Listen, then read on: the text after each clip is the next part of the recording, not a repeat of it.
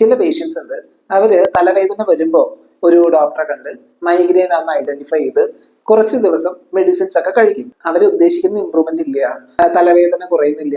ഇങ്ങനെ വരുമ്പോൾ വേറെ ഏതെങ്കിലും ഡോക്ടറെ കാണും, അല്ലെങ്കിൽ മറ്റൊരു ട്രീറ്റ്മെന്റ് ഓപ്ഷൻ സെലക്ട് ചെയ്യും. നേരത്തെ പറഞ്ഞ പോലെ കുറച്ചു കാലം മരുന്നൊക്കെ കഴിക്കും.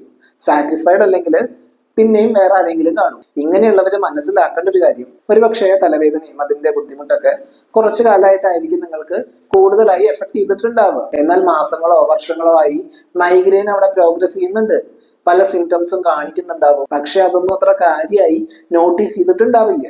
അതുകൊണ്ട് തന്നെ കുറച്ച് ദിവസം മെഡിസിൻസ് കഴിച്ചത് കൊണ്ട് മാത്രം മൈഗ്രെയിൻ കംപ്ലീറ്റ് ആയി പരിഹരിക്കാൻ പറ്റില്ല. ഇനി ഓരോ ആളുകളിലും വ്യത്യസ്തമായിട്ടാണ് മെഡിസിൻസ് ആക്ട് ചെയ്യുക. കുറച്ച് പേർക്ക് മെഡിസിൻ പെട്ടെന്ന് റെസ്പോണ്ട് ചെയ്യും, ചില ആളുകൾക്ക് പതുക്കെ ആയിരിക്കും ഇമ്പ്രൂവ്മെന്റ് ഉണ്ടാവുക. ഇത് ഹെൽത്ത്, ഇമ്മ്യൂണിറ്റി, ഇങ്ങനെ അവരുടെ കോൺസ്റ്റിറ്റ്യൂഷനെ ഡിപ്പെൻഡ് ചെയ്തിരിക്കും.